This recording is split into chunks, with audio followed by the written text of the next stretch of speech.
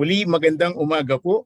For those who have just joined us, welcome to the Omicsena Anchor, Prospects in Metabolomics-Based Nutrition and Health R&D in the Philippines, the exit report presentation of Balik scientist Gerard Brian Gonzalez. To give us the welcoming remarks from the host institution, the DOST-Food and Nutrition Research Institute, ladies and gentlemen, a virtual round of applause for the Director and Scientist 2 of DOST-FNRI, Dr. Imelda Angeles Agdepa. Magandang umaga po, Doc Mel. Yes, Jacobs, magandang umaga po sa ating lahat. No? So, distinguished guests, our DOST-PCHRD Executive Director, Dr. Jaime Montoya, colleagues from the Philippine Council for Health Research and Development, particularly the Balik Scientist Secretariat, our Balik Scientist for Metabolomics, Dr. Gerard Brian Gonzalez, Dr. Milflor Gonzalez, the OIC of the Office of the Deputy Director, other MANCOM members and colleagues of FNRI, ladies and gentlemen who are joining us today online, good morning and welcome to this forum. As Jacobs has said, Anchor is an additional performance by an artist after a planned show has ended. This is usually driven by the cheers and hauls of the audiences who are craving for more. And we are really craving for more from Dr. Gerard. This is a repeat performance of the Omicsena that some of you might have attended in October. That was a webinar series for 9 days organized by DOST-FNRI and our speaker this morning, Dr. Gerard Brian Gonzalez. This is somehow his repeat performance. DOST-FNRI hosted the short-term Balik Scientist engagement of Dr. Gonzalez from March 21 to April of this current year. And you might notice his term as BSP grantee happened amidst a COVID-19 pandemic. This seemed to be a challenge for all of us, given that this affiliation at his affiliation at the Wageningen University is so far from the Philippines. Now, if we like to estimate, this is actually around 10,000 kilometers away from the Philippines. But of course, we Filipinos are known for our ingenuity. The distance and the COVID-19 pandemic did not put a stop to Dr. Gonzalez in executing his planned activities with us. This morning, we will listen to his accomplishments, observations, and insights on how we can move forward in the metabolomics research here in our country. It is indeed an exciting time to sustain the momentum of the omics era in the Philippines, particularly its applications in food, nutrition, and health research, since we have already here at FNRI the state-of-the-art equipment for nutrigenomics.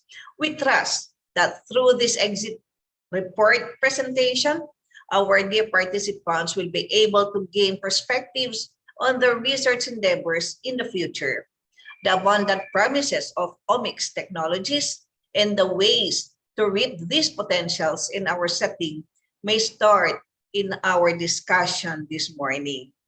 Anchor, a repeat performance, is parallel to Balik Puso, the tagline of the Balik Scientist program. Just to inform the audience, Dr. Gonzalez was actually working with us here at the DOST-FNRI in the Spatial Programs unit of the DOST. We are honored that Dr. Gonzalez is here with us physically here at DOST-FNRI to deliver his exit report. Again, we at DOST-FNRI welcomes everyone to this exit report presentation. May we all have a productive day ahead. Maraming salamat at mabuhay po tayong lahat. Over to you, Jacobs. Maraming salamat po, Doc Mel. Indeed, the batch of Dr. Gonzalez as a Balik Scientist grantee is somehow a simulation of the new normal and the Balik Scientist engagement, kasi yung batch po niya ang ang BSP grantees na napagitna sa isang pandemya. So ito na po, papunta na po tayo sa exciting part, no? Para po makilala naman natin ang ating balik scientist na ngayong umaga ay mag-share ng kanyang insights and essentially yung mga naging accomplishments niya as our short-term balik scientist grantee ng DOST-FNR. Please welcome the Chief SRS and of the Technology Diffusion and Science and Technology Services Division and the concurrent officer in charge of the Office of the Deputy Director, Dr. Milford Gonzalez, para po ipakilala ang ating balik scientist at presenter ngayong umaga. Over to you, Doc Mil. Maraming salamat, Jaycus. So, good morning po sa lahat, Dr. Agdepa, Dr. Montoya, and all my colleagues here in FNRI. Magandang umaga po. Our speaker finished his degree in BS Food Technology at the University of the Philippines, Mindanao, and took his double degree of MS Food Science and Technology and MS Food Products of Animal Origin at the University of Copenhagen, Denmark, and Universitat Autonoma de Barcelona in Spain. He obtained his doctorate in Applied Biological Sciences in Chemistry and Bioprocess Technology at Ghent University, Belgium. Dr. Gonzalez is currently an assistant professor at Wageningen University and Research, the Netherlands. Our speaker has been in collaboration with various institutes, organizations, and hospitals, such as the Institute of Metabolic Science in the University of Cambridge, the Hospital for Sick Children, Sick Kids in Toronto, Canada, Kenya Medical Research Institute, and the World Health Organization European Regional Office under the Nutrition, Physical Activity, and Obesity Unit in Copenhagen, Denmark. Dr. Gonzalez specialized in metabolomics and food science and technology. As a food scientist, he uses his skills and expertise in food and nutritional chemistry, specifically spectrometry-based analysis to study severe acute malnutrition in children from a molecular perspective.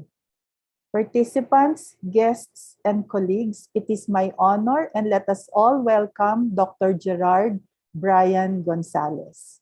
Thank you. Thank you very much for the kind introduction. Yes, okay, sorry. I do have a live audience here. I somehow feel more nervous when I'm just in front of a screen rather than in front of people. So I hope you can allow me to give a lighthearted presentation today about what we have done during the Balik Scientist stint and also some concrete examples on how I see we can move forward with the collaboration, not only with FNRI, but also with many other partners here in the Philippines. So allow me to share my screen and start my presentation. I believe that's working, isn't it? Perfect. So thank you very much. This is indeed the Omicsena Encore, Prospects in Metabolomics-Based Nutrition and Health R&D in the Philippines. And as I said, I prepared a kind of lighthearted summary of what we have accomplished, just highlighting some of the things that really popped during my stint, and also some concrete examples on how I wish to move forward with the collaboration. As mentioned a while ago, I did my Balik Scientist program in the midst of the pandemic, so it was all online. It was staggered, of course, and in fact, I would like to thank FNRI, especially Director Agdepa and my hosts here who really take care of me. So Jaycus and Mamaya, thank you very much, and the whole nutrigenomics team for still welcoming me here at the FNRI, despite the fact that my Balik Scientist actually already finished. So I came here after my Balik Scientist, which was supposed to be online, and they still welcomed me. In case you didn't know yet, so I'm Brian. I'm an assistant professor at Wageningen University, and this is my exit presentation. But before I go into details, I would like to share one of my favorite anecdotes, and in fact, it's one of my favorite paintings. If my slide wishes to move. there it is. So yeah, just allow me to share my favorite painting and anecdote. So a little bit of art history for all of us. This painting is called The School of Athens. And this painting was painted by a painter named Raffaello. And this painting depicts the school of so Athens was the source of democracy and intellect and a lot of knowledge and philosophy. And there are so many important characters here in this picture. But the center focal point of this painting are really two of the greatest minds that we have, two of the greatest philosophers that have ever stepped foot on this earth. So we have Plato and Aristotle. We see on the left side of the screen, we have Plato, who is this old man wearing old clothes and he's pointing up. Whereas on the right side, we have Aristotle, who's this young, active guy wearing newer clothes and he's pointing down. Plato here is pointing up because Plato is an idealist. It's more of what can be done, what is the potential. Whereas Aristotle is pointing down because Aristotle is a realist. So his main philosophy is realism, what is actually happening and what just happened. These are very different schools of thought, right? So idealism and realism, they're in fact opposite in the philosophical scale. And yet they are at the center of the School of Athens. They are at the center of the source of knowledge. Now, many art historians would believe that this painting has so many different interpretations, but how I interpret this painting is that if we combine two things in our work, in our research, in everyday life, if we combine things that are very opposite to each other, especially in our research, we elevate knowledge. We bring new knowledge and new insights. So it's very important to not just get fixated on what we do. If we combine two different things, that we can elevate the knowledge that we bring or we get out of what we're doing, especially in research. And that's the main thing of my entire BSP engagement here, because metabolomics, as it is a really multidisciplinary and field, and it requires a lot of people and a lot of collaborations from people of various expertises. So we have clinicians and nutritionists, we have nurses, we have field workers, down to the people who drive you to the field when you're doing the National Nutrition Survey, to the analytical chemists and biochemists who analyze your samples, and the bioinformaticians and statisticians and data scientists. All of these people are essential if we are to make metabolomics work. So again, the combination of many different kinds of expertises, even though they are very opposite. So many of these are very dry lab and many of these are very wet lab, but we need all of them if we want to make metabolomics work here in the country. And why is that? Because metabolomics is really, again, a combination of many different things. And as you can see here, what is metabolomics? And technically, metabolomics is really just the analysis of biological samples. So you have blood samples or urine samples or cells or even food. And you use chemistry and chemical analysis. This is mass spectrometer. If you have been joining my Omicsena lecture series, for sure, or I hope that you by now are familiar with these techniques. So it's the use of analytical techniques such as mass spectrometry to analyze biological samples, and the combination of data analysis and big data and machine learning and statistics to get insights into the physiology. And this, especially data analysis, is very important because it's one of the most forgotten areas in research. A lot of people consult statisticians after everything has been collected. But that's not really correct. That's not the way research should be done. Statisticians and data scientists should be involved at the very beginning of the study, even at the planning. And that's one of my biggest recommendations here at FNRI, in fact, is we really need to stress the importance of a good epidemiological practice, statistical practice. And I think that's one thing that at least in our projects are still missing.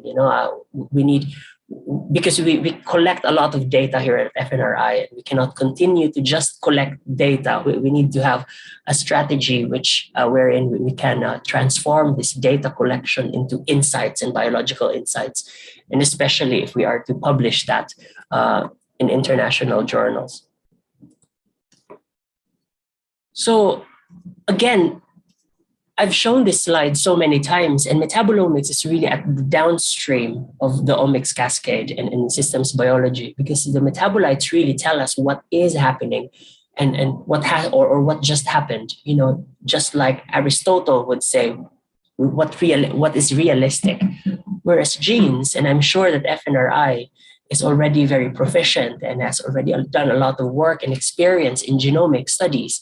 And we know for a fact that genomic studies only tell you what can happen, similarly to what Plato would say is ideal, right? But we need to combine all that if we want to really understand biology, and especially with metabolomics, because it has the biggest influence. It is influenced very much by current physiology, so nutritional status, but also environment, what the person ate, or the environmental and chemical exposures of the person is captured by metabolomics. So it's very important that we improve metabolomics and we use metabolomics in our research, especially if we're dealing with nutrition. And so the first thing that I did, or at least we did in this Balik Scientist program, is to get to know what is the state of metabolomics in the Philippines. So we gathered, of course, online, many different stakeholders and partners who are interested and already doing metabolomics here in the Philippines. So we have people from the Institute of Chemistry in UP Diliman, LaSalle. By the way, if I didn't use the correct logo, I'm very sorry. So we have people from Philippine Genome Center, from the University of the Philippines, from and many other places, just to get to have a feel of what is there in the Philippines. And my biggest observation is, in fact, we have all the ingredients to do metabolomics. So we already have people who can design studies. We already have people who have the samples. We already have people who have the equipment. And we also have people who know how to analyze the data. The only problem is that these people don't know each other yet. And I think if we are to really make sure that metabolomics prospers in the country, we need to have more cross-linking amongst different institutions, because everything is already here. We just need to know where to find different expertises and sit together and collaborate on several projects. And I, of course, encourage PCHRD and DOST to help build bridges between and amongst these various institutions so that we can really jumpstart the use of metabolomics in the country.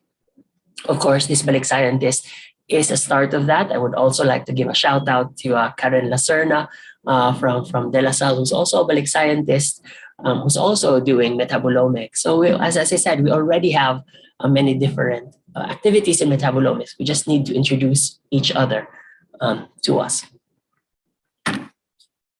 And so what I did was, because there is much interest here in the Philippines on metabolomics, even those that do not really have ongoing activities yet with metabolomics, but there's this big interest. So I gathered my friends in Europe to give a 2-week Omicsena lecture series. So this was a daily webinar series on different aspects of metabolomics, including instrumentation, data analysis, and different kinds of equipment, whereby experts in the field were invited. And I'm very proud to say that we have over 150 daily viewers, even over 200 daily viewers in our 2-week webinar series. So 200 times 2 weeks, that's 375,000 viewers in total.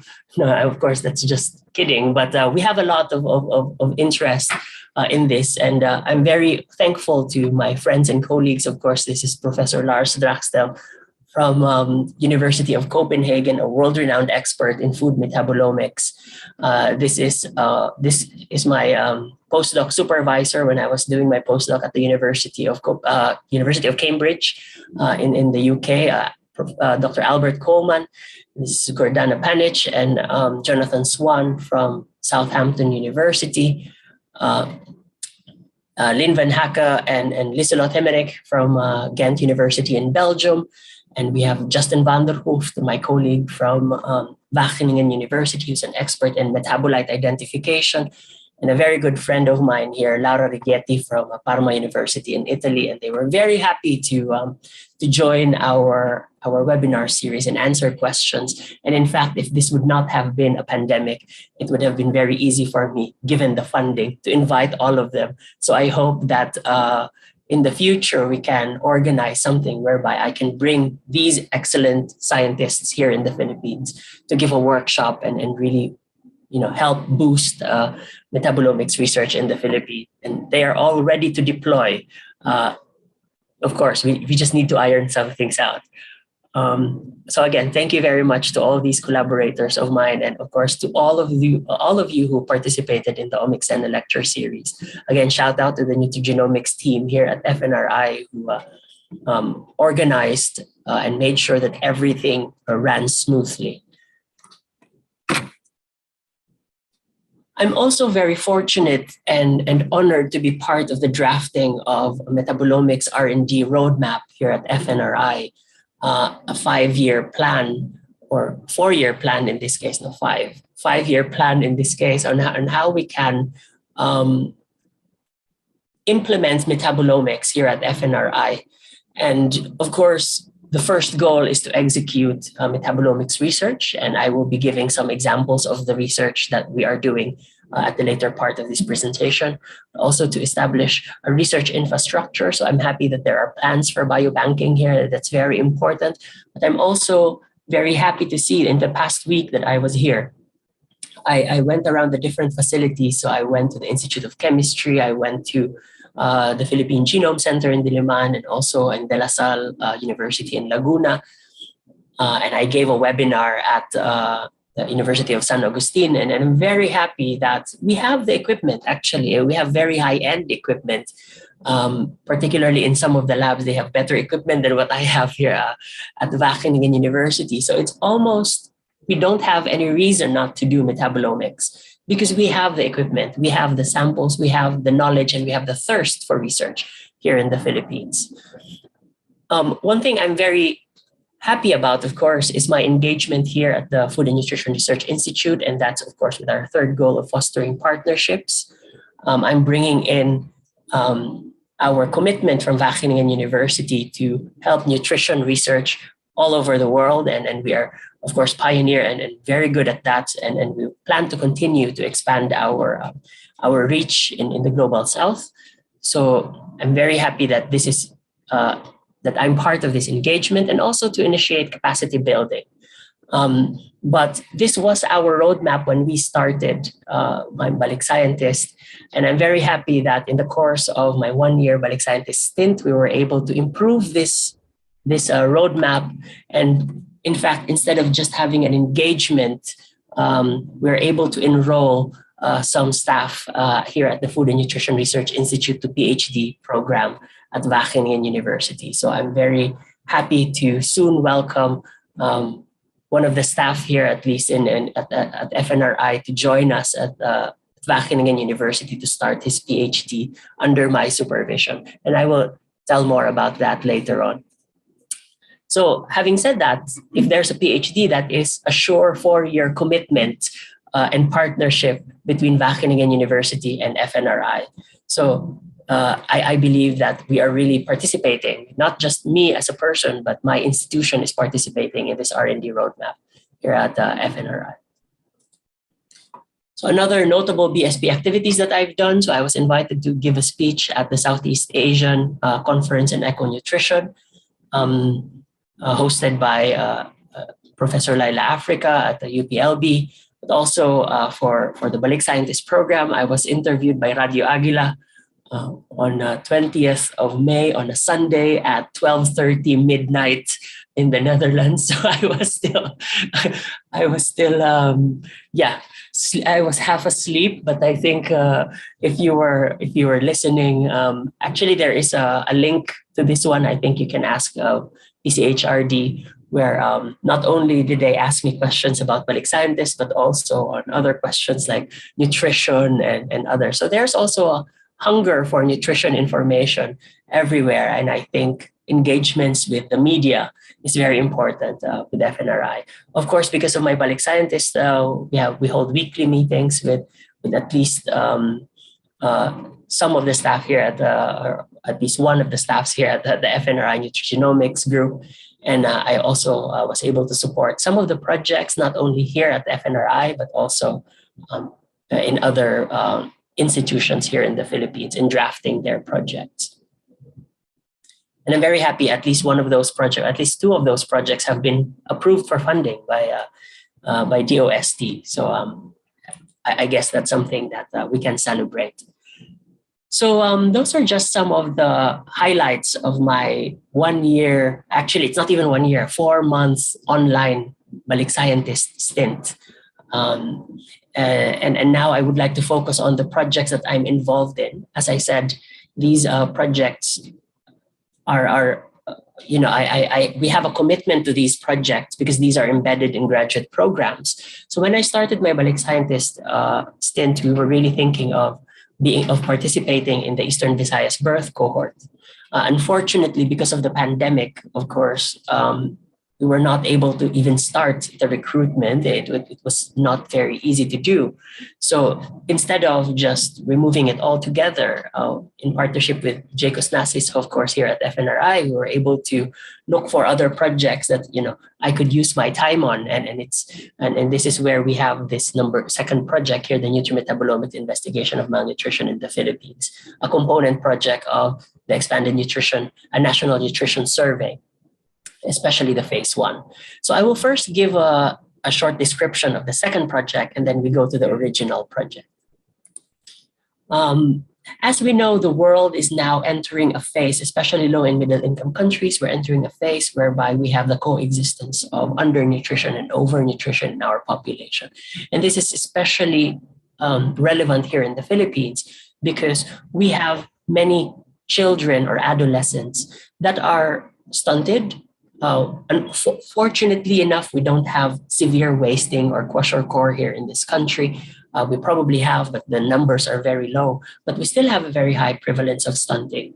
But on the other hand, we also have a lot of children and adolescents that are gaining weight or gaining more weight than what would be healthy. And these are, overweight and obese children. And the global burden is really high. We have a lot more children who are stunted, for example, 144 million according to the 2020 report of the WHO.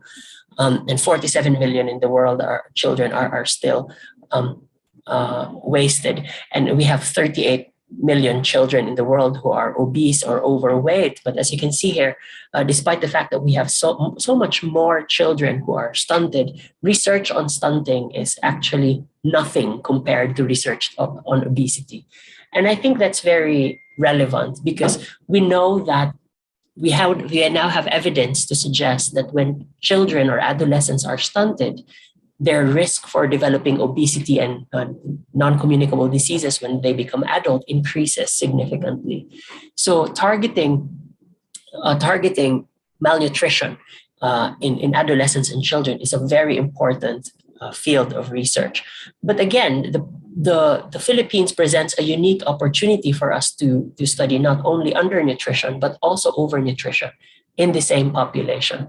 And hence, this is what inspired our project.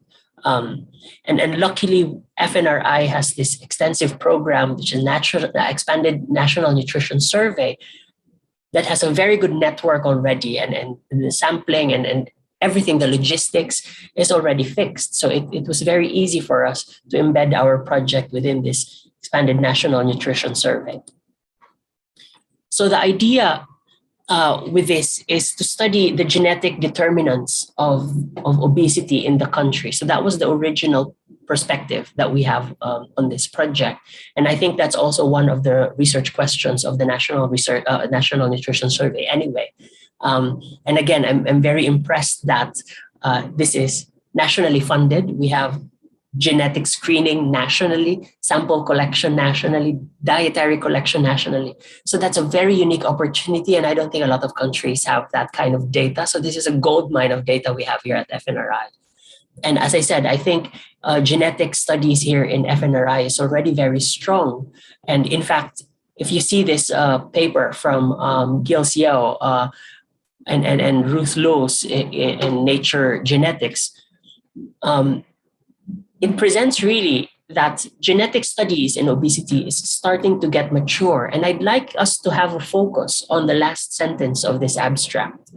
So according to this abstract, it is the post-genome-wide association studies and cross-disciplinary collaborations which combine new omics technologies and analytical approaches that have started to have a big impact or meaningful impact into biology and avenues for treatment. So as I've been mentioning a while ago, it's not enough anymore that we just focus on genomics, because genomics technologies have matured. We know already what genes are involved. But to really be able to push forward what we know from genomics, we need to combine it with a different omics technology. Again, going back to the collaboration, of Plato and Aristotle. And hence, for this project, we want to combine metabolomics and genomics. Of course, start to determine genetic markers of predisposition of obesity in the Filipino adolescents, but also to understand the urinary biomarkers of sugar-sweetened beverages. So the Expanded Nutrition and National Nutrition Survey is very extensive. It's a lot of data. So for us to be able to get something meaningful out of it, we need to extract a certain focus point. And for this study, we focus on sugar-sweetened beverages. But the most important thing here is to examine the interactions between SSB intake, so diet, genome, and metabolome. And for that, we have a proposed study. I hear a lot of... Okay, I think that's good. So this is our very simple proposal. As I said, there are already several studies, and here at NFNRI, we already do this, associating genes and obesity. And we also know from dietary studies that drinking high sugar or sugar-sweetened beverages induces obesity. But what about the relationship between genes and sugar intake? That's an avenue that does not have a lot of information yet. So we know, for example, that there are a lot of genes like FGF21 gene or many other hunger hormones that are triggered by sugar intake, by genes that increase your intake of sugar or increase your intake of calories. And that's all we know for now, which genes increase your intake. But for this project, we actually want to have a deeper investigation. And what we want here, by the way, there is one slight error here in my structure equation model path diagram, but don't mind that. But what we have, what we set out to do is to try to explain how the genes influence the way people metabolize sugars. So our hypothesis here is that if you have a certain genotype, it doesn't only increase or decrease your consumption of calories, but it also alters the way you metabolize SSBs or sugar-sweetened beverages. And for that, we will combine metabolomics of the urine and dietary data and nutritional status data and genetic data into one very megavariate data analysis.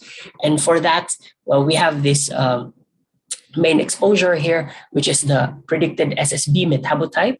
So by metabolomics, we want to know whether different people metabolize sugar differently and whether the genes have an influence on that.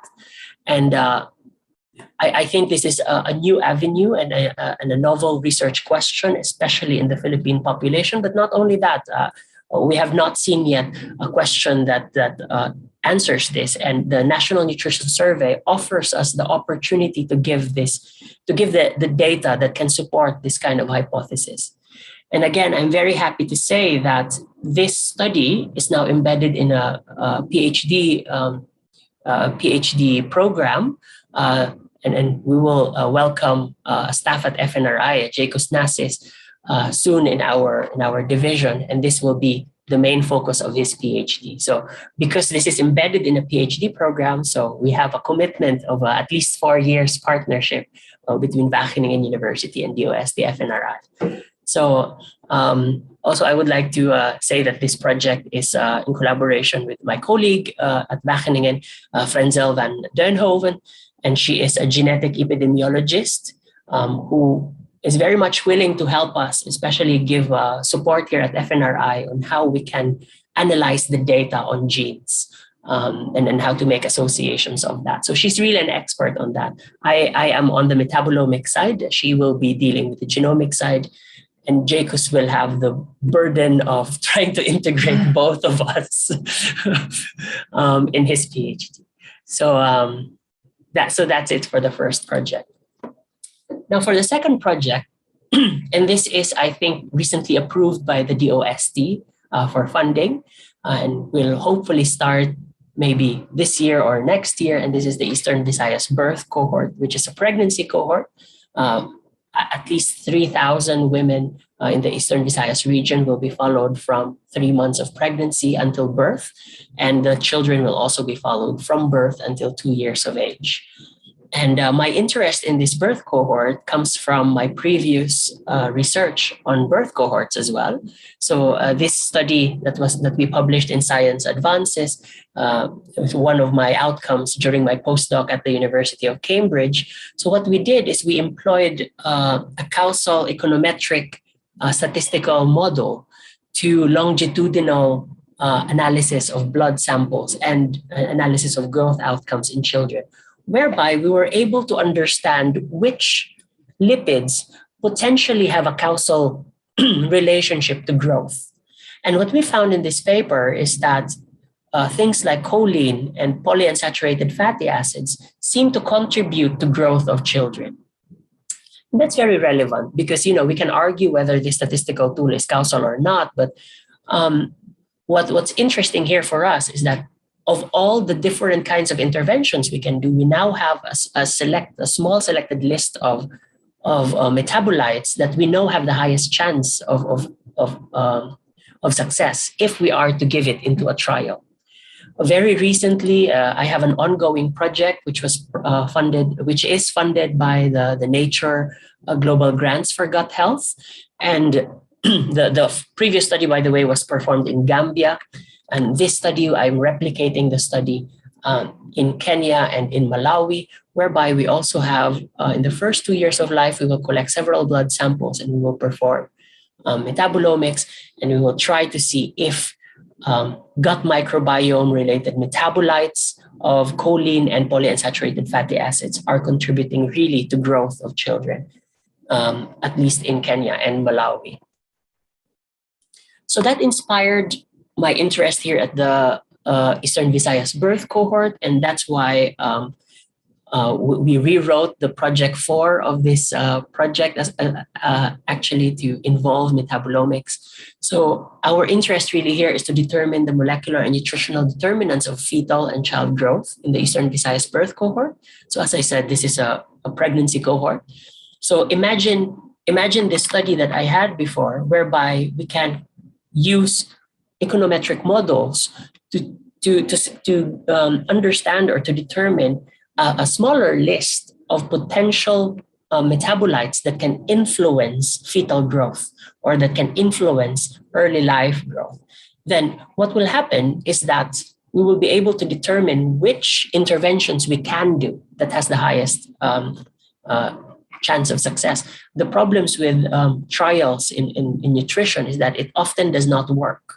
And it does not work because it's actually not backed by very strong evidence. But now I think we have this opportunity for this evidence. And one of our future goals for the EVBC, at least, is to translate that metabolomics understanding into a clinical trial that will improve fetal and child growth outcomes. And I hope, this is not part of the study yet, but I hope that PCHRD and DOST will continue to support our project, especially when we reach this level, when we can identify metabolites and potential interventions to improve growth of children. And I hope we can continue the partnership with FNRI, of course, when we do this, or when we reach this section. This is a very big study. So again, I'm reminding you of the collaboration. We need different partners for this study. And I'm also hoping that similar to the previous study, maybe we can think of mechanisms whereby we can also enroll PhD students at Wageningen University from FNRI or from the Philippines in general to help us with this project. So that's a work in progress, and let's see. I hope we can really make that happen. So I'm towards the end of the slide, and this is just my general recommendations that based on my observations here as a Balik scientist. I think we need to improve scientific outputs through publications and international respected journals. I know that there is some aversion to it. I understand that in the Philippines, we would like projects to be more practical. We would like to, and probably publications is not a big deal. But what we have to understand is that, for example, at Wageningen University, inside our campus, we have the R&D facility of Unilever. We have the R&D facility of Richland Campina. When I was studying my PhD at Ghent University, inside our campus, we have the R&D facility of Syngenta, Bayer, Yakult. Why are they building their R&D facilities there in these universities? Because they know that we can do research. And the only way that they can know that we are able to do research is if we are able to publish our work. So many people might think, oh, publication is nothing. No, actually, it's not. It is for us to showcase to the international community that we are able to do research. And unfortunately, we do not have that reputation just yet. The Philippines in general having a hub for scientific research. And I think if we are to bolster our publication record in international journals, we can invite investors to come here because they are now confident that we can actually do research. Hindi naman ho pwede na puro mall at real estate na lang ang Pilipinas. Dapat ho, we need to have mechanisms whereby the Philippines itself develops value-added products. And it starts by us demonstrating to the world that we can do research, that we have brains here in the Philippines. So it is also my commitment to help FNRI improve our scientific output with the PhD program, or if you have any questions or if you need my advice on certain aspects, I'm very willing to help out. Second is we need to improve capacity and research methodology in metabolomics. I know that the PCHRD and DOST has invested a lot in equipment, but it doesn't stop there. We need to make sure that we know how to optimally use the equipment. We need to make sure that we know how to analyze the data that comes out of the equipment.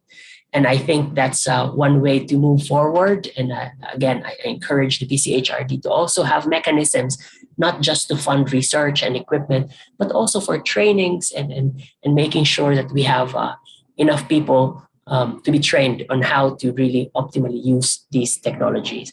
And again, I am committed to help in any capacity I can.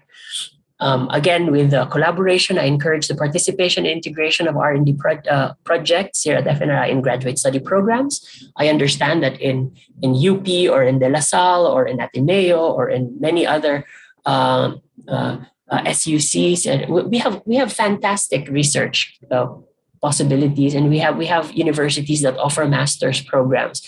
And I'm sure many of these master's students do not have projects yet, do not have support, big support for projects. So one way that we can encourage and also train and also make sure that there is scientific output is probably to invite universities to come to FNRI and use our data and help us analyze the data. And that with that, we also need to strengthen the collaboration with RDIs and the academies. And I had a discussion for my last recommendation. I know that it's difficult to do, but I would really encourage PCHRD and DOST to make the remote engagements of Balik scientists permanent, at least. I know that it's difficult, but if there's something that we have learned from my online engagement is that we can be productive even online. Well, at least I hope FNRI thinks that I've been productive, but online engagements can also be very helpful, and it in fact reaches more people, because I have a faculty position in the Netherlands, and I wouldn't really be able to come here full time. But still, I have I was still able to deliver. So I hope we can find ways to make the remote engagements of Balik Scientists a more long term. And with that, again, I would like to thank FNRI for the hospitality that you have shown. The team here is amazing. They've been feeding me a lot. And I'm very spoiled here, so thank you very much. And also to the Balik Scientist Program, the Secretariat has been very helpful, and also the Omics Secretariat at PCHRD. And with that, thank you very much. Maraming salamat po sa inyo lahat.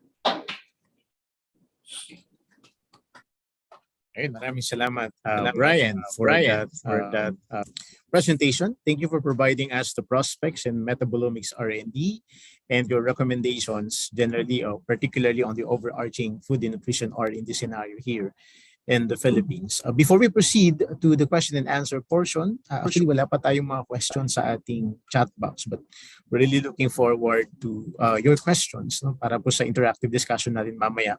Yung mga audience po natin na nandito sa mini theater can actually give questions as well. No? May we acknowledge the presence of Sir Paul Ernest De Leon, the OIC, Office of the Executive Director of DOST-PCHRD, our PCHRD S&T Fellow, Dr. Amy Aman. And of course, we're also joined by the, two of the supervising SRS. Actually, yun yung nakita ko sa Zoom. Kung meron po akong hindi matukoy, chat na lang po. But I'm seeing Ma'am Rosemary Dumag of the SLG and Sir Michael Sirafico. Also, we have quite a number of participants from the Technological University of the Philippines, Manila. Magandang umaga po sa inyo, and thank you for joining us this morning.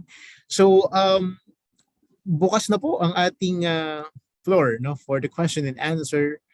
Kung meron po kayong mga gustong itanong sa ating speaker ngayong umaga, please feel free to chat your questions on the chat box, or you can also raise your hand so we can actually call you and ask you to unmute and open your camera para po sa mas interactive na discussion. Maybe also ask Cheska and Joven, ang makasama po natin dito, to check on YouTube kung meron po mga questions doon na nakatype, because we are actually being beamed live at the official YouTube channel of DOST FNRI. Sa mga nanonood po sa atin dyan, magandang umaga po sa inyo. Okay. So, do we have questions? So far dito sa ating chat box sa Zoom, wala. At sa YouTube naman ay wala. Okay. How about here sa ating audience? Dito po sa Mini Theater, we are actually joined by the Nutrigenomics unit of DOST FNRI, also Ma'am Mana Ramirez, and Sir Carl Cabanilla. Dito po sila ngayon sa ating Mini Theater.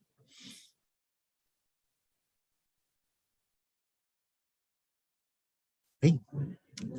I think mukhang clear naman yung presentation, Brian. But yeah, I think you were able to give insights as well, no?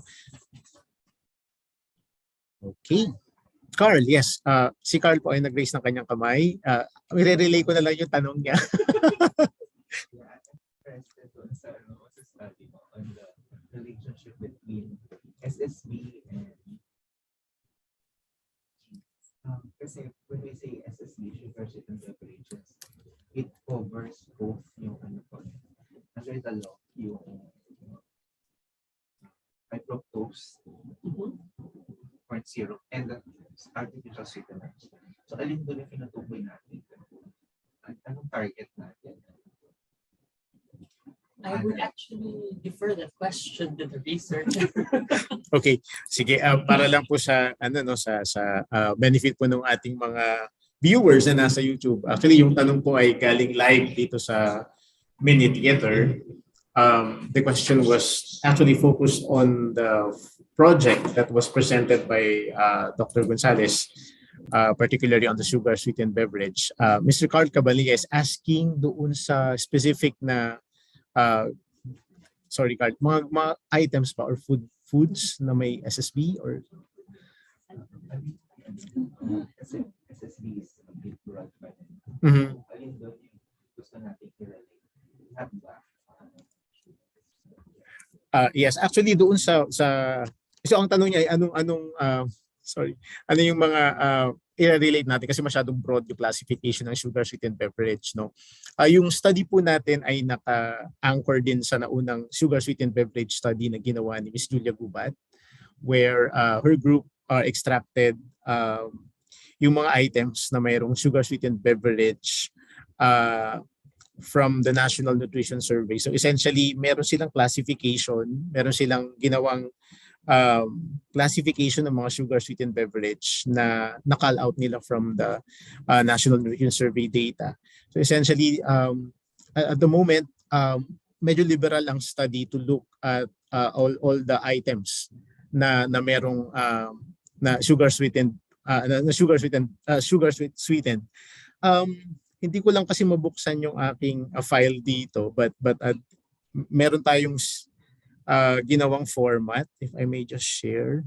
Na kay Brian kasi yung aking USB, but nevertheless, let me just share here. Hanapin ko yung ating I guess it suffices to say. I think it suffices to say that we can start broad in this case. So the beauty with integrating a study with the National Nutrition Survey is we have thousands of samples. So we can actually stratify our analysis later on. Should we believe that our definition is too broad? Right. So I don't know here in the Philippines if you would consider artificial sugar sweeteners as part of the SSB domain. Okay, but in Europe it's not. But anyway, that's part of, it's a 4-year PhD program for a reason. And the start of the 4-year PhD is the narrowing down of a broad topic. So the first part is really identifying key food groups that we would like to target. I think we first need to see the intake prevalence here, and we can focus on the most consumed food group in this case. And that's the beauty, as I said, of NNS. We can keep it broad kasi ang daming yung population size. But that's a very interesting question, and I will ask our PhD candidate later on about that. No, actually, I have the list naman dito for the list of items that can be considered as SSBs. We have the sweetened juice drinks, sweetened tea, all carbonated beverages, flavored water na isama rin natin, energy and sports drink, powdered drinks, not milk, including juice, tea, or coffee, cereal and grain beverages, and other non-alcoholic beverages that contain added sugar. So yun yung 1, 2, 3, 4, 5, 6, 7, 8 classifications ng ating items na nakapasok under SSBs. And I think this is in consonance with the RA 10963. Section 47 kung saan itong mga items na to were considered as sweetened beverages. Yun po yung laman ng study. Sorry, medyo natagalan po kasi I have to retrieve my proposal para masagot po natin si Carl. And at the same time, maibahagi po rin po natin sa ating mga audience ngayon kung ano po yung mga tinitignan natin and considered as SSBs doon sa naunang project po na binigay sa atin ni Dr. Gonzales. Maraming salamat po. Yes po. Flash your two studies, the slide of studies, the Eastern Visayas and the slides on your two studies.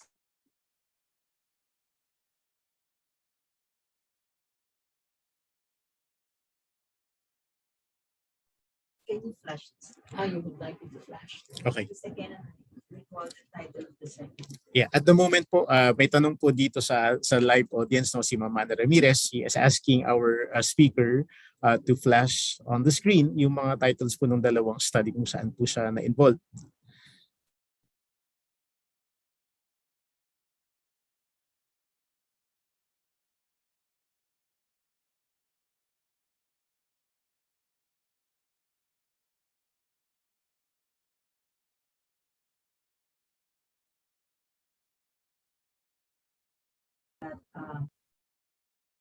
Looking at or or is it Jacob's dissertation? You would be looking at the specific, the possibility of a specific metabolite that would influence the under or the overnutrition of a certain individual. Or is that's how I perceive the topic went. So, ang nakikita ko po dito is you were suggesting that later on, you can do a clinical trial on which of this metabolite can be used as an intervention.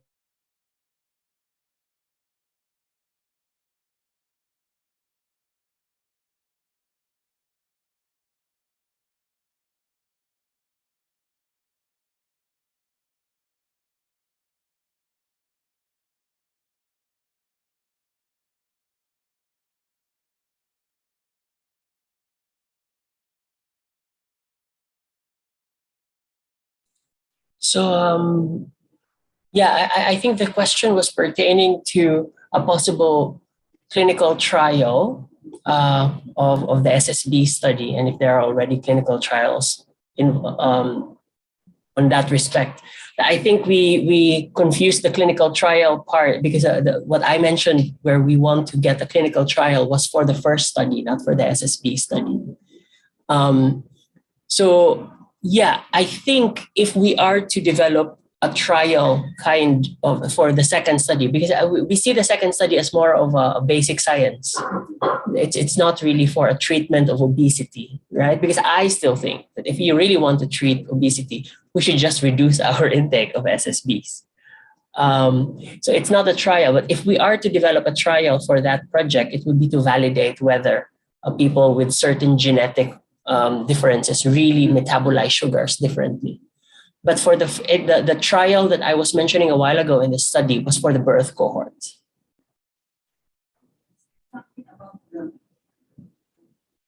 Yeah, the choline, that was about the birth cohort. So choline is known, right? I mean, as I said, if you look at nutritional trials, in total, most of them or many of them don't work.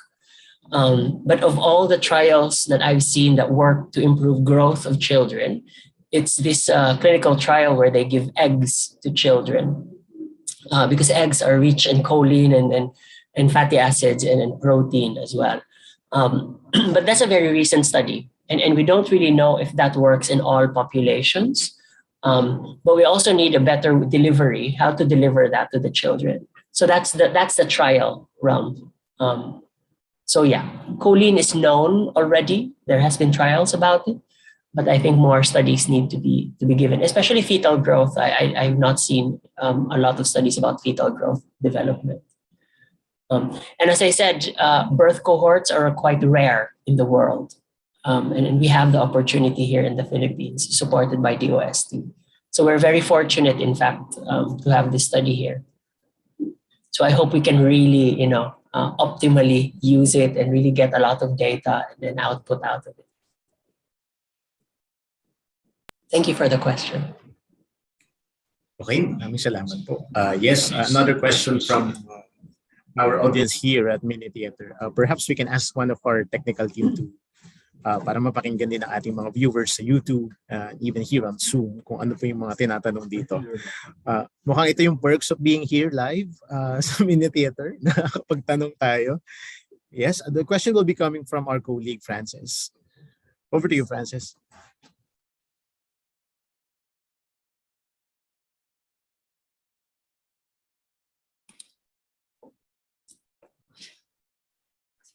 Okay, so having gone through the Balik Scientist program and seeing the resources the Philippines has in terms of pulling off omics technology-driven researches, from your perspective, what would be a good sequel to your program? Well, that's a very good question. I think I have provided more concrete examples. So we have these two projects that we can, let's start micro scale, right? So at least with my engagement with FNRI. So we start with 2 projects that I'm involved in. As I said, because one of the projects is embedded within a PhD in Wageningen University, that means that there is a sure, a concrete collaboration in the next 4 years between Wageningen University and FNRI. So that means at least, the candidate will be able to access the resources of Wageningen University, and we can also provide training, because of course we want the PhD to succeed. So that's for the first big step. Second one is with the project, the EVBC, because it's a very big project. So I've been in discussions with Jake. It's a very big project, and we might need to find mechanisms whereby we also enroll graduate PhDs, graduate students within that program, to make sure that we really extract the most information out of it. You see, the problem with how do I explain? Let me explain it this way. In Europe, or in anywhere else in the outside the Philippines, in my observations, because I studied in so many different places, our key performance indicator is how many you can get out of a single study. So if you have one study, we try to see how many papers we can get out of it, right? In my observation so far here, not only at FNRI, but in many places, in many institutes that I've been discussing, it appears to me that the performance indicator is how many projects you have. You see the difference? So we have, in Europe, we have one project. We try to get a lot of knowledge out of that one project, get PhD students, get so much out of one funding. What I've observed here is that people have so many projects, but we don't have a lot of tangible, we don't have graduate students that got out of it. We don't see a lot of papers out of it. And what I hope is, with my engagement with you, getting students and supporting students, that we can change that narrative. We can increase the scholarly output, because it's unheard of. The projects that I've seen so far that's been passing through PCHRTs are very big fundings, 100 million, 200 million peso projects. That's unheard of in Europe. Even my boss, who's in Wageningen, who's a very accomplished researcher, could not get €1 million. €1 million is what, 60 million pesos? We could not get that. It's very difficult. But here, it seems we have a lot of funding. So there's really no excuse that we don't extract and milk these projects to get a lot of outputs. And what I've learned is that because here, we are more focused on finishing the project. Like if it's a 5-year project, we put all our resources into collecting the data and then making sure that the project runs all until the end of the project. And then after the project, that's when we start thinking about writing the project and interpreting the data. That last part I mentioned, that should be part of the project planning. So I think it's, sorry, yeah, my throat, it's puberty, sorry. Yeah. I think a good step next is really not just getting equipment, not just getting funding, but it's a complete paradigm shift. We need to think of research in a different way, I think, and it starts there. If we start thinking of how we can maximally get the most out of whatever projects and data we have here already, then everything will follow. In terms of metabolomics itself, as I mentioned a while ago, in my rounds, talking to many different stakeholders here in the Philippines, we have everything we need. We just need to collaborate more with different partners and talk to them. And, the people with machines, they can ask you and help you with what you need, how to store and all that. So as I said, we are now at the point where there's no more reason for us not to push further. And I hope that me being here and talking to many different people, at least we start stirring the pot and start projects from moving. And at least in nutrition, FNRI will be the pioneer of that in the Philippines. All right. Thank you, Brian. But let me just also state that, well, for us working here at DOST-FNRI, we've been seeing shifts, as a matter of fact, on and then putting a big premium on publishing papers. And in one of our discussions with Dr. Agdepa during our courtesy call, she's been very vocal in saying that she's encouraging everyone to publish not only after the project is finished, but she's also telling that there should be an aggressive move to publish papers, even for the protocols that have been developed for the proposals, and we are actually obliged to publish papers. And perhaps with your engagement with us, we were able to be motivated more to enhance our productivity when it comes to publishing papers. Okay, so thank you for that interactive discussion. But we have one question coming from our audience via Zoom. Good morning. How can medical allied health students and professionals be empowered or encouraged in seeing nutrition and healthcare in general from a more chemical or molecular point of view, so that they may gain an appreciation and be more involved in the establishment of metabolomic research in the Philippines? So I think this is coming from a student. Yeah. He is asking this question. Thank you, John Paul, for the question. So before I answer this question, I would like to stress out that comment of mine about it's not particularly to FNRI, right? It's in the Philippines in general. You know, just I challenge you, go to PubMed and put Philippines and see where we are compared to Thailand or Singapore, right? And I don't think that they have been spending a lot more money compared to us here. So it's more general. This is a very good question, John Paul. How do we involve medically allied health students and professionals in nutrition research? I think that's a big, broader question.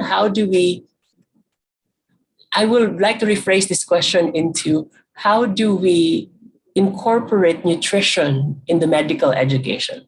How do we improve the appreciation of nutrition in the medical field?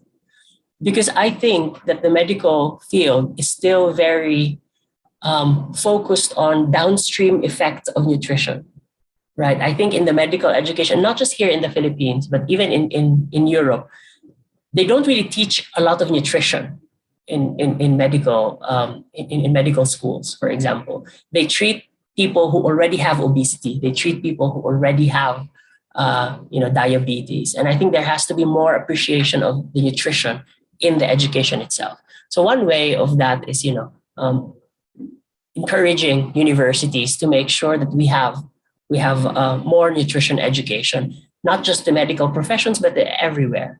But also, like in hospital settings, we also have to, not just hospital settings, we have to acknowledge that not everybody or not everything can be done by the doctor. We have nutritionists, we have dietitians, and if we want experts in nutrition, we have to give credit to where credit is due, to really the ones that are trained. And I think the appreciation of nutritionists and dietitians, not just in the Philippines, but they're not as appreciated as they should everywhere in the world. Metabolomics is not only done in nutrition studies. Of course, there are diseases that you can perform metabolomics in the study of diseases. But if you really want to empower and encourage the participation of medically inclined students and professionals in the nutrition field, it's easy. Call FNRI. I think just have a discussion with FNRI, and we will. I believe that they will be accommodating and see. And if you are willing to participate in their studies, they'd be very willing to do that. So, in short, the best way for you to do that is to talk to the nutritionists. Thank you, Brian. Thank you for that. For your answer on the question of John Paul. May meron pa po ba tayong mga tanong? How about sa ating YouTube? Okay, so wala na pong question. We have 92 strong viewers from Zoom, and we have like 5-7 here at the mini theater.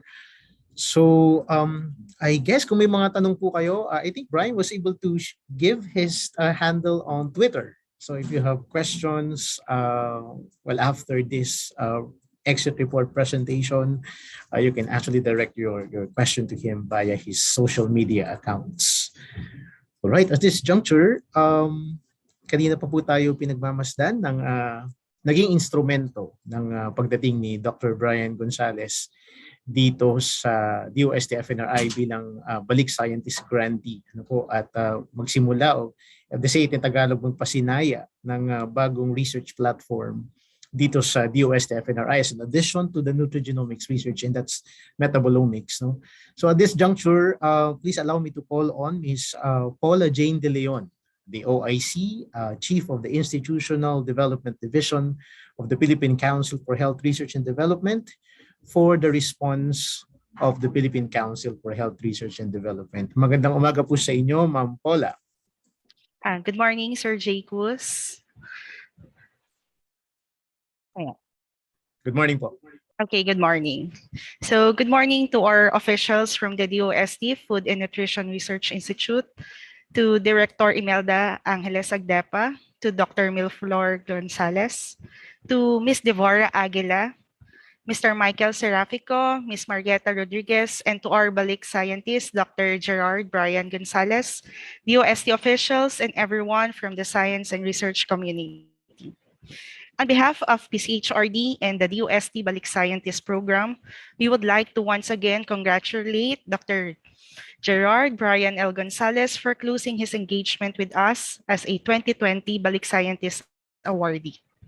Despite the setbacks caused by the pandemic, Dr. Gonzalez has pushed through and shared his expertise with the focus of expanding DOST-FNRI's Omics platform for nutrition research. Likewise, we congratulate the DOST Food and Nutrition Research Institute for successfully hosting our Balik Scientists. We take this opportunity to extend our gratitude to you for supporting Dr. Gonzalez and for ensuring that his undertakings were successfully completed.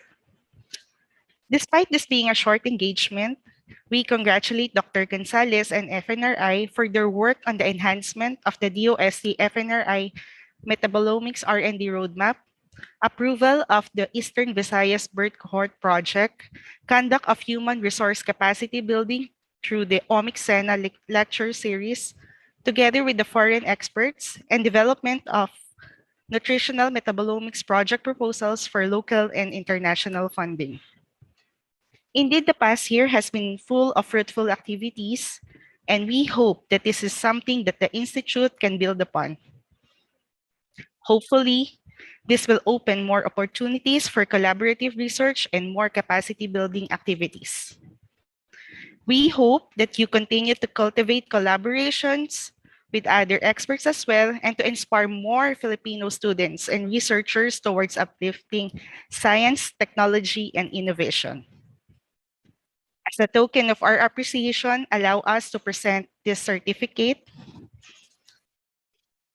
Can you please show the certificate of appreciation? Okay.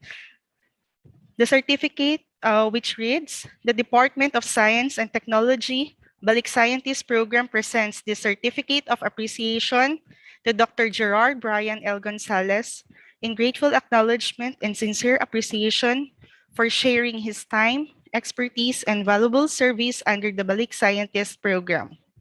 Short-term category, administered by the Philippine Council for Health Research and Development, given on the 23rd day of May 2022 at the DOST Food and Nutrition Research Institute, DOST Compound, General Santos Avenue, Bicutan, Taguig City, signed by Dr. Jaime C. Montoya, Executive Director 3 of DOST PCHRD. Kami po ay natutuwa na muli ay binalikan niyo po ang minsan yung naging pamilya ang DOST. Again, congratulations at maraming salamat po, Dr. Gonzalez. Maraming salamat. Okay, maraming salamat po, Ma'am Paula. At this juncture, Ma'am, as part of the ceremony, may we also ask Dr. Imelda Agdepa and Dr. Milflor Gonzalez to open their camera. Para lang po sa photo ops, kahit virtual po tayo dito, and electronic po yung ating certificate of appreciation, but I do understand na meron po tayong hard copy later. Okay. Para sa ating photo opportunity. Sige. Okay, later, I guess, perhaps later na lang. So, maraming salamat po. Again, gaya po ng sabi ko, kami po ay lubos din na nagpapasalamat sa DOST-PCHRD sa pagbibigay po sa amin ng pangalawang balik scientist dito sa DOST-FNRI. Kung maalala nyo po, yung una natin is si Dr. Arquiza. And then we hosted Dr. Gonzalez for the metabolomics naman. And we're really looking forward to a more fruitful collaboration with him and also with the Wageningen University and Research Center in the Netherlands. Ayan, Doc Mel, magandang umaga po ulit sa inyo. Mag-request po kami ng photo op para po dito sa ating awarding ng certificate. Guys, can we just ask for a spotlight para sa ating and congratulations Dr. Brian. Opo. And thank you Ma'am Paula, thank you so much. Hello Doc. Welcome po, ma'am. Hello po. Okay, can we ask the guys to count, I guess, para sa You can open your okay.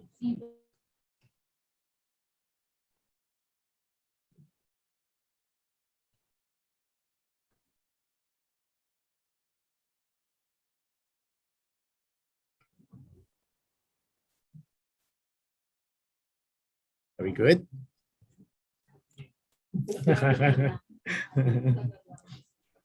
One, two.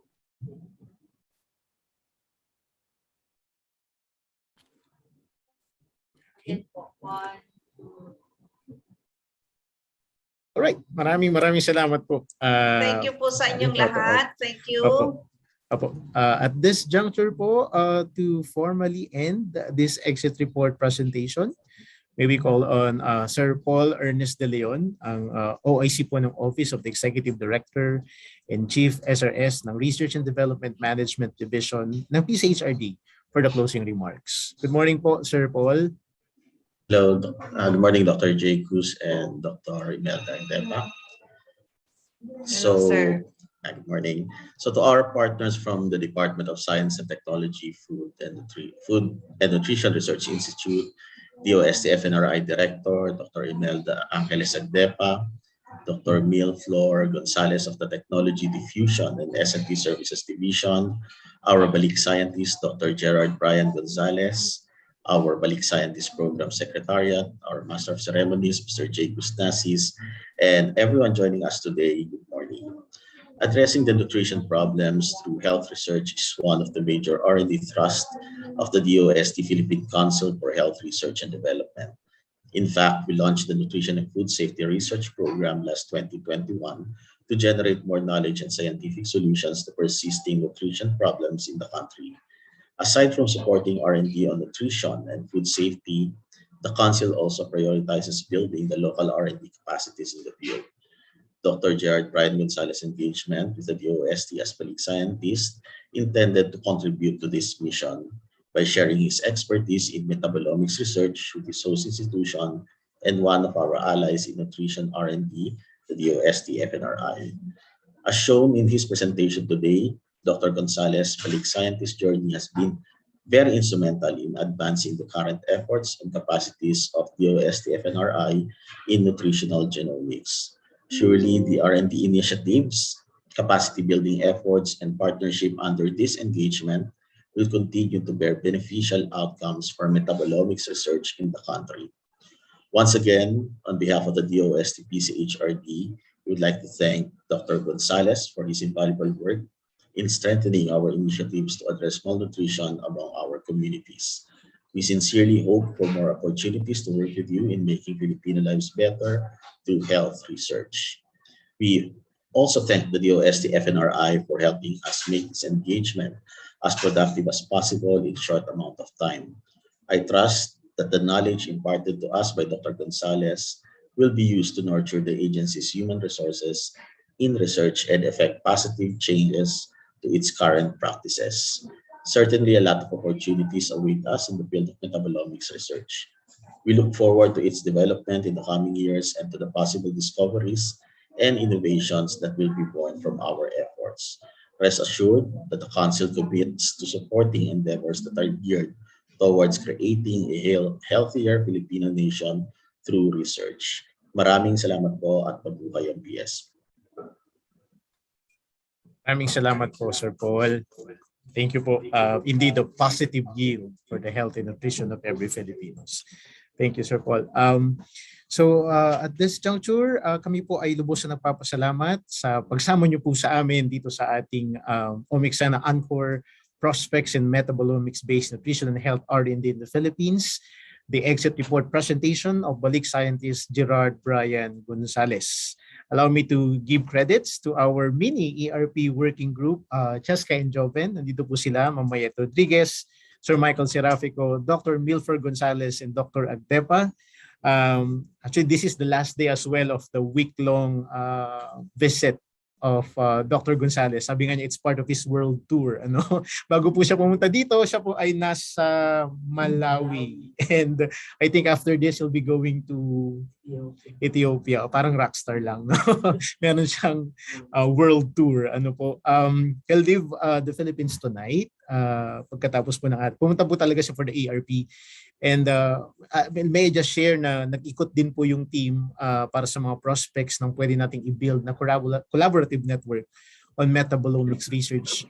Not only for nutrition and health, I guess for many other applications ng metabolomics dito sa Pilipinas. So from everyone here at UST FNRI, maraming salamat, Dr. Gonzalez, for being part of, for being our balik scientist for metabolomics. And I hope hindi po ito yung last na pagkakataon na makasama namin sa maraming mga projects pa po dito sa FNRI. So having said that, gaya po ng naging tradisyon natin, bago natin tapusin ang ating webinar ngayong umaga, we are requesting everyone kung kaya pong buksan ang ating camera para po sa isang photo opportunity, resibo ng ating ginawang Omicsena ngayong umaga. Cheska, can you please assist us, Joven, for the photo opportunity? At yung makasama rin po namin dito sa mini theater, you can also join us here.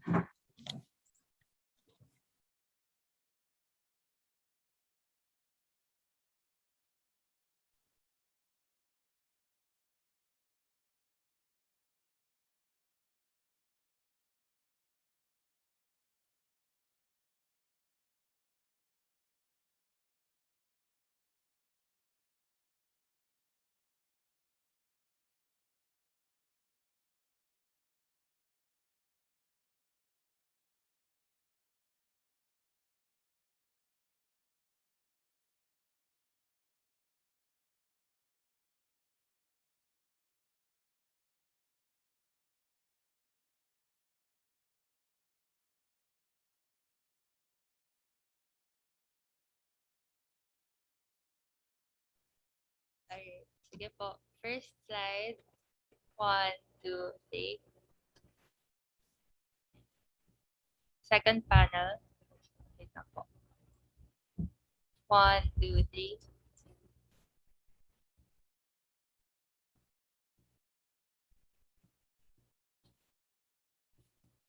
Third panel. Wait lang. 1, 2, 3. Last panel. 1, 2, 3. Okay na po. Okay, muli maraming salamat po sa pagsama po sa amin dito sa exit report presentation ni Dr. Brian Gonzalez on a Monday, and we're really looking forward and we wish you all a very fruitful and productive week ahead. Maraming salamat po. Salamat Ingat po po sa inyong tayo. lahat. Thank you. Thank you, Jaygus. Salamat Thank po, you, Dr. Doc. Brian. Bye-bye. I will go there. I'll go there. Ay, sige po. Thank you, Dr. Brian. Thank you, Jaykus. Salamat din po, Doc. Thank you po.